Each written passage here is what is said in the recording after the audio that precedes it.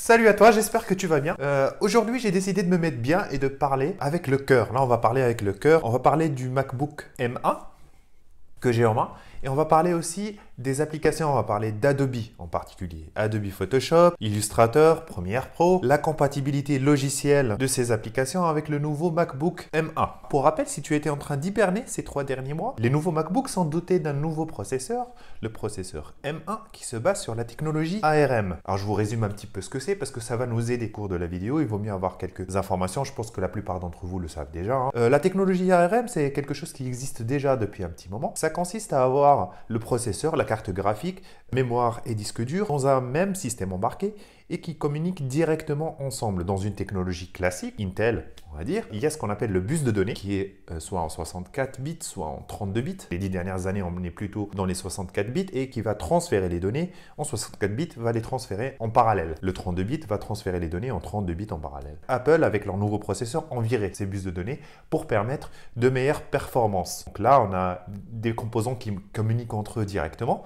Et on a un unique processeur aussi qui est géré par Apple, donc il est plus optimisé au logiciel Apple directement, parce qu'on aura des logiciels qui sont faits pour le processeur. Maintenant, la question qui se pose, c'est OK pour les logiciels Apple, donc les Final Cut Pro, tout ça, on est sûr que ça marche très bien sur le nouveau processeur, mais qu'en est-il des logiciels Adobe, par exemple, et des autres logiciels? Est-ce qu'ils marchent bien comme il faut? Est-ce qu'ils sont compatibles? Apple a répondu, ils ont dit, nous avons créé Rosetta 2. C'est quoi Rosetta 2? C'est une couche dite d'abstraction, c'est une couche qui va convertir les données 64 bits ou 32 bits des logiciels, donc les logiciels vont communiquer avec le système d'exploitation en 64 bits, et tu as Rosetta 2 qui va venir en tant que gardien de but et il va capter tous ces flux en 64 ou 32 bits et les convertir en flux gérés. C'est pour ça que toutes les applications ne marchent pas avec Rosetta 2. Il y a un support, Apple parle d'un support de 80% des applications via Rosetta 2 et il y a des applications qui commencent à fonctionner sur le MacBook M1 nativement. Donc, ils ont un support natif d'ARM et du coup, ils passent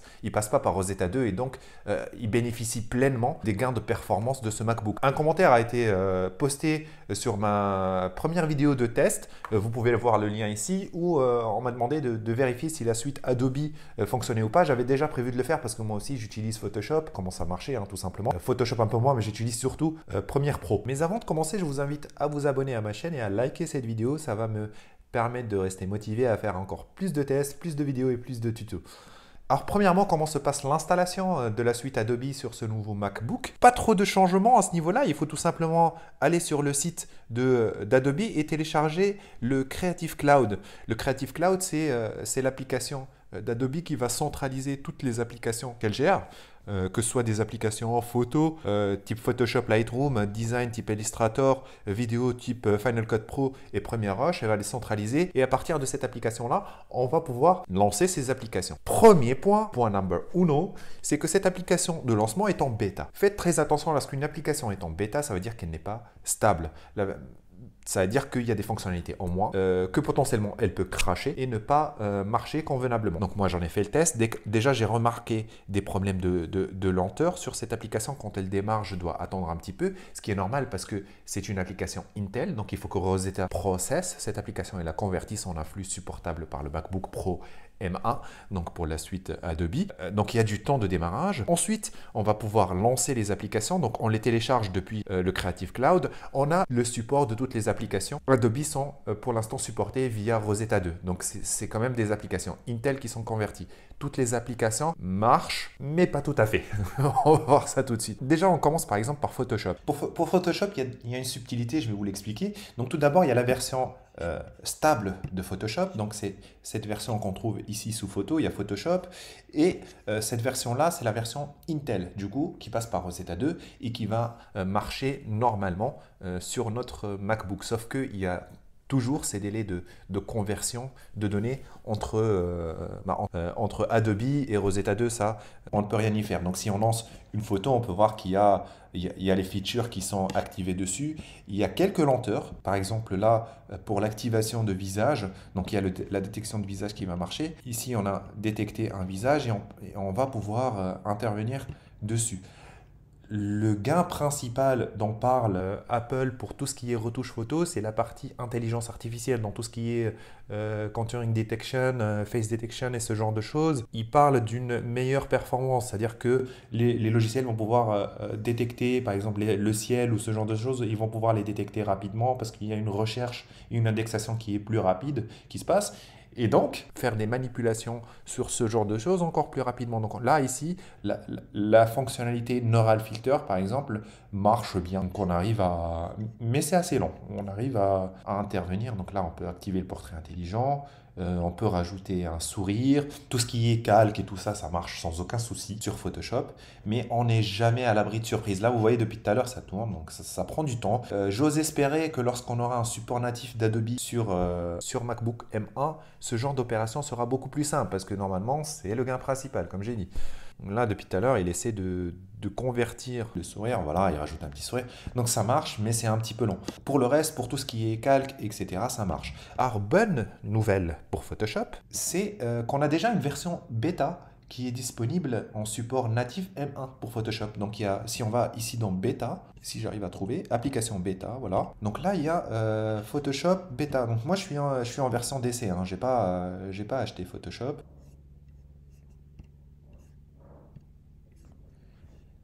Voilà, donc la version bêta, il y a les calques et ce genre de choses marchent, mais toutes les features ne sont pas encore disponibles. Vous pouvez aller voir sur le site d'Adobe les features qui sont disponibles ou pas. Par exemple, c'est la même photo, mais si je vais dans Filter et dans Neural Filters, il n'arrivera pas à détecter le visage ici. Donc cette fonctionnalité n'est pas encore disponible sur la version bêta, alors que tout à l'heure, il y est arrivé. J'ai testé avec plusieurs photos, ce n'est pas encore vraiment mature. C'est une version bêta, donc ça veut dire que le développement avance bien sur le support d'Adobe sur MacBook. J'ai regardé un petit peu sur leur site et ils parlent d'une release majeure dans la mi-2021. Donc d'ici là, ne vous attendez pas à des performances qui soient bonnes.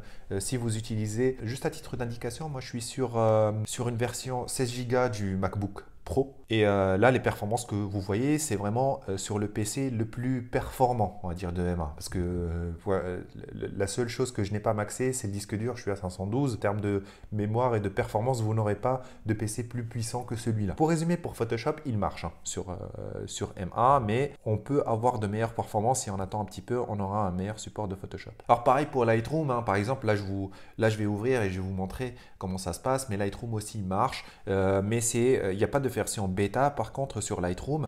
Donc si je lance par exemple une photo, on regarde que tout marche au niveau de Lightroom. Il y a toutes les fonctionnalités, j'avais testé la partie lumière et tout ça. Il n'y a pas vraiment de problème.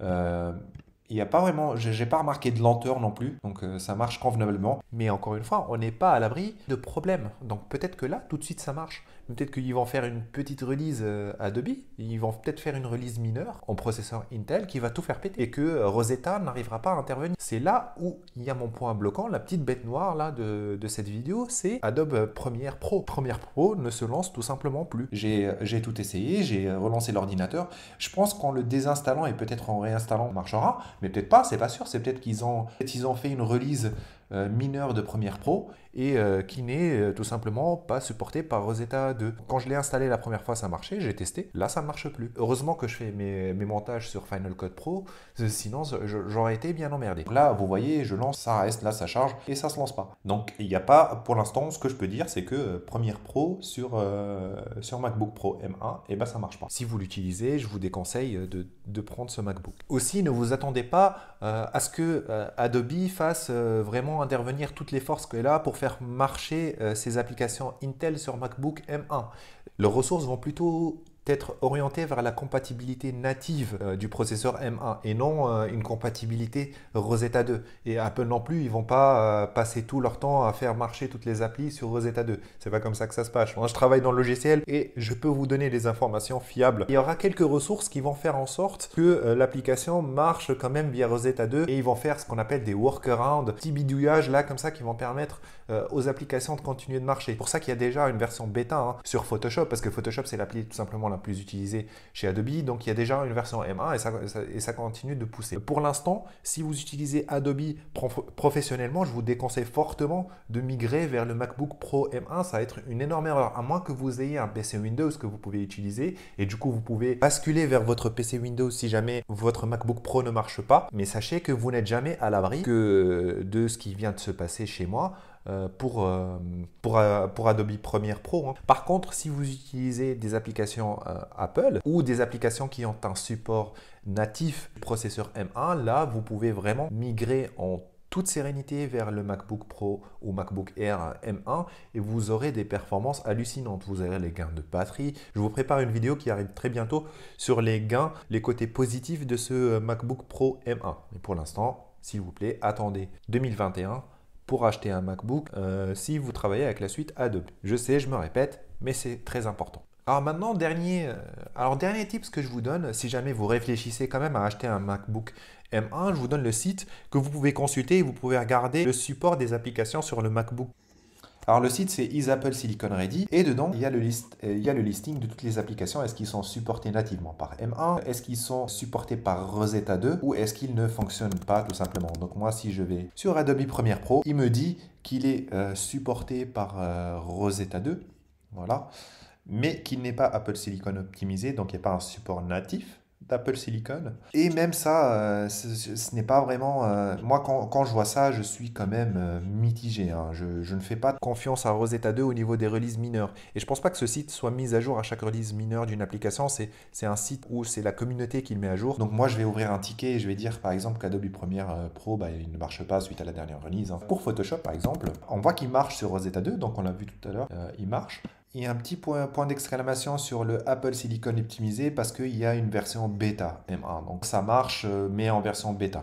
Comme dit, ça va sortir en 2021. Pareil pour tout, vous pouvez regarder toutes les applications dont vous avez besoin. Adobe Illustrator, par exemple, ça marche en Rosetta 2, mais ce n'est pas optimisé et il n'y a pas encore de version bêta ni quoi que ce soit. Voilà, c'est tout pour ma vidéo. J'espère vraiment que je vous ai aidé à choisir d'acheter un MacBook M1 ou pas. Si jamais vous avez aimé cette vidéo et si jamais elle vous a été utile, n'hésitez pas à liker, à commenter aussi si vous voulez que je teste autre chose sur cet ordinateur, n'hésitez pas à mettre en commentaire et j'essaierai de voir ce que je peux faire. Et je vous dis salut et à bientôt pour une prochaine vidéo. Au revoir.